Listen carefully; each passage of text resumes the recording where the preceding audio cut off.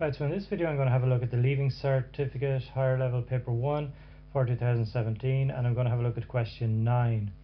So this is it here, and it talks about the depth of water in meters at a certain point in a harbour which varies with the tide and can be modelled by this function here. F of t is equal to a plus b cos ct. So we have a, b and c here, which are constants, but we're not given those values. T is the time in hours from the first high tide on a particular Saturday. A, B and C are constants. CT is expressed in radians.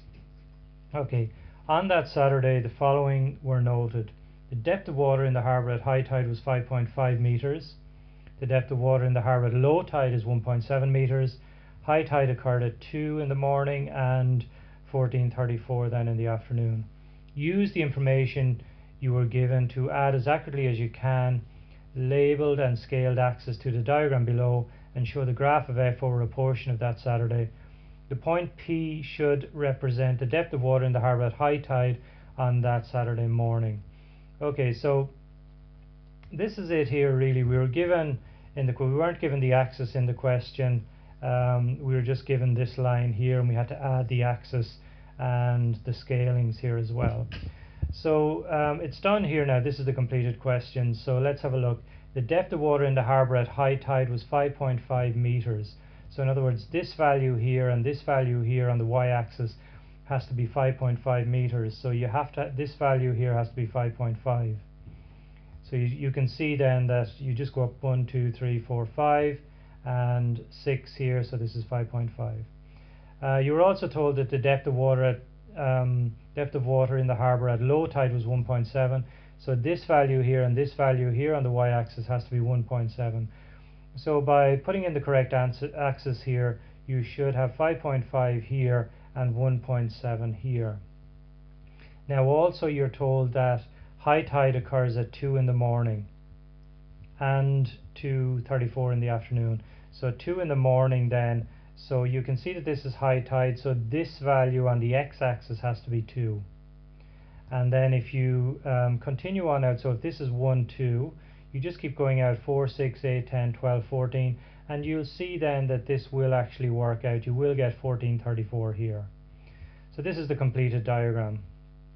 Okay, so let's have a look at the next part of the question. So we have to find the value of A and the value of B. So our function was this here. So let me just write that out and then we'll work our way through it. So our function f of t is equal to a plus b cos ct. Now we've got to find the values of a and b. So we've got to know what a and b do to a cosine function. Well, what b does is it stretches the function vertically, and a will move the entire graph vertically.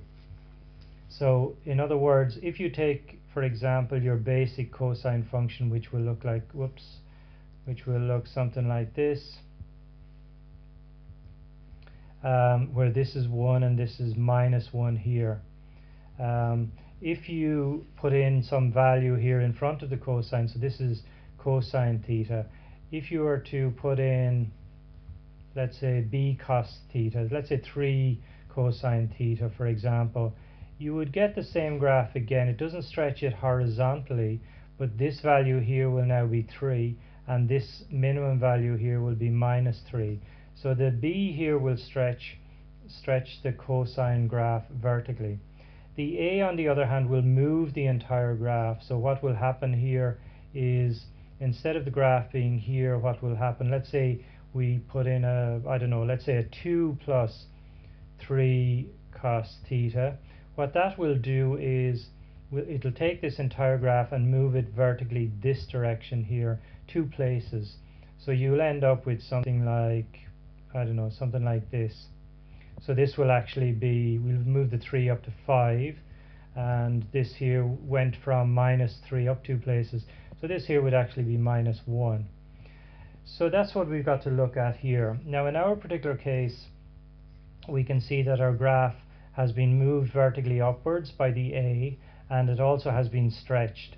Now let's look at the B part first. Okay, so let's look at the B part. Now the B part is going to stretch it. and it has gone from 5.5 is our maximum, 1.7 is our minimum. So let's just subtract those two first. So we're going to take 5.5, subtract 1.7, and that gives us 3.8. 3.8. So just look, that is the distance, or the distance from here down to our minimum point here. Half of that distance would be the distance from here up to here. So let's just divide that by 2. So we're going to take the 3.8, we're going to divide that by 2, and that gives us 1.9.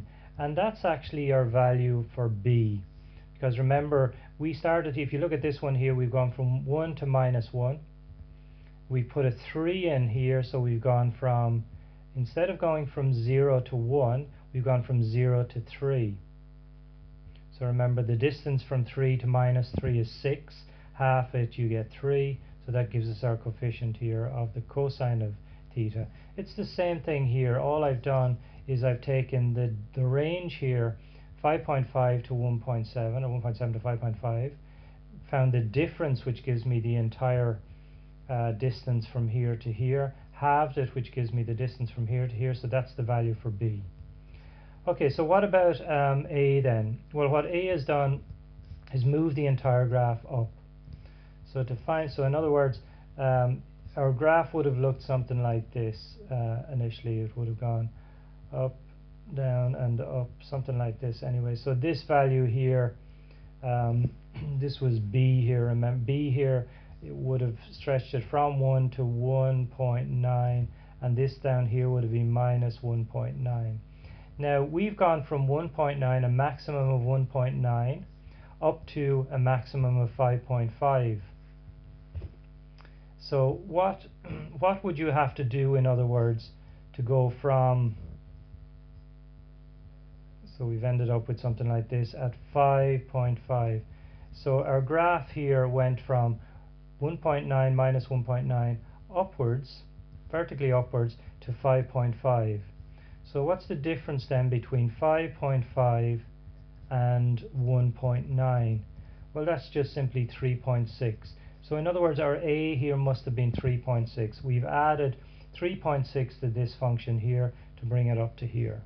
So that's equal to A. So in other words, we have 3.6 plus 1.9 cosine CT. This is our new function now. This is our f of t. Okay, so the last part then is not the last part of this, part B I should say, is show that C is equal to 0.5 correct to 1 decimal place. C is equal to 1.5. So we need to know what C actually does.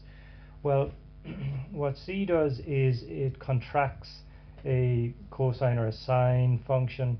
So in other words, if you have your normal cosine function, it'll look something like this, where this is out to 2 pi here. It has a period of 2 pi. So this is our cosine theta here. This is 1, this is -1 here.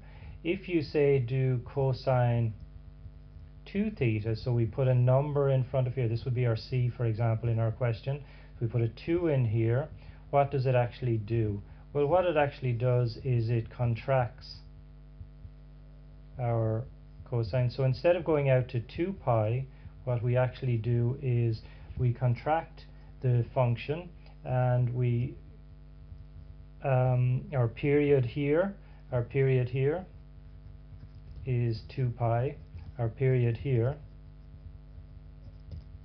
is pi. So how did we do that? Well, all you've got to do simply to find the new period is take 2 pi and divide it by the coefficient of the angle here. Whatever number you put in front of the theta here, you divide 2 pi by that. This was our original cosine function period, divided by this number here, so we get pi. So we're going to do that here as well.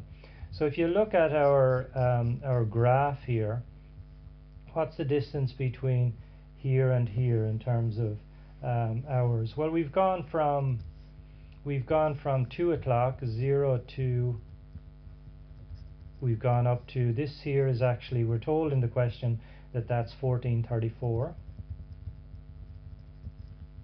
So that's actually, let me see, that would be 12 hours and 34 minutes, or in terms of hours, that's 12 and 34 sixtieths of an hour. So that's our period here. This is the period for this graph, 12 and 34 sixtieths of an hour. It's the distance, if you like, from here to here. That's the period. It repeats every 12 and 34 sixtieths of an hour. So in other words, all we've got to do then is take our 2 pi. We want to find a new period. So we take 2 pi and we divide that by 12 and 34 sixtieths. 12 and 34 sixtieths. So that should give us our new period, or our value for C, in fact, our value for C. So when you do that, when you take 2 pi, divide it by 12 and 34 sixtieths, what you actually get is 0.499888207. So correct to 1 decimal place, then that's going to be 0.5 to 1 decimal place. Okay, now let's just move on to the last part of the question then. This is part C, and it says use the equation f of t is equal to a plus b. So I'll just write that out actually. F of t is equal to, our a is 3.6, our b was 1.9, and its cosine, we're told it's 0.5, and we worked it out anyway, 0.5t. So this is our entire function now for this particular question. So what do we have to do? Let's see. Use it to find the times on Saturday afternoon. So it's on Saturday afternoon when the depth of water in the harbour was exactly 5.2 meters. Give your answer correct to the nearest meter. So in other words, this part here of our equation is 5.2. So we have 3.6 plus 1.9 cosine 0.5t. So we've got to solve for t here. So let's see, what do we do? What I'm going to do is I'll do a couple of steps here at a time. So what I'm going to do is subtract 3.6. So I'm going to bring this over and subtract. And then this 1.9 is multiplied by this here, so I'm going to divide by the 1.9 as well. So I'm doing 2 steps here, so I actually end up with 16 over 19 is equal to cosine 0.5t. So I subtracted 3.6 first, and then I divide it by 1.9. So this is what I've ended up with. So next thing then I've got to do is I want to work out this here. So the cosine of this here is equal to 16 over 19. So that means that the cos inverse of 16 over 19 should give me 0.5t. Okay. So let's see, the cos inverse of 16 over 19, you've got to work that, you can just work that out on your calculator, and then in order to find t, then finally t, you just divide your answer by 0.5. Okay, so when you do that, you actually get 1.139242. So I've just solved for t here. I've worked this out on my calculator and then divided by 0.5, and I've got my value for t here. Now this is actually the number of hours, so it's 1 hour. It's 1 hour, and then it's 0.139242 of an hour. So it's 0.139242 of an hour, so just multiply by 60, and you'll actually get, if I round it, I'll get 8 minutes. 8 minutes. So this 0.139242 times 60 will give me roughly 8 minutes. Okay, so all we've got to do then is, we know that the depth of water in the harbour was exactly 5.2 meters at 1 hour 8 minutes before and after high tide in the afternoon. Well, high tide in the afternoon was 14:34. High tide was 14:34. So what we've got to do is add and subtract 1 hour 8 minutes. So that gives us, if we add it, we get 14:34 plus 1 hour is 15, and then add 8 minutes to 34, so that will give us 42. So it's 15:42. Now if you subtract 1 hour 8 minutes from 14:32, you get 13:26. 13:26. So these are our two times when the height of the depth of the water in the harbour was exactly 5.2 meters. Okay, so that's it for question 9.